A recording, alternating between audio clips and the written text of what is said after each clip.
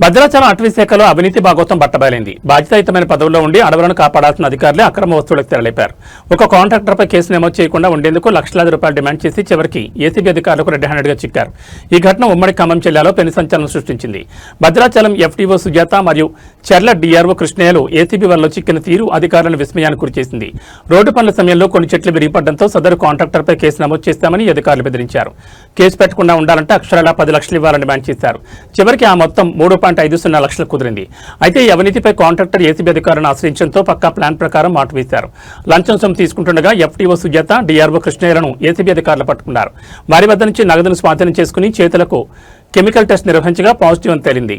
నిందితులిద్దరిని arrest చేసిన ACB అధికారులు వారి నివాసాల్లో కూడా సోదాలు నిర్వహించారు. అనంతరం వారిని ఏసీబీ ప్రత్యేక కోర్టులో హాజరుపరిచారు.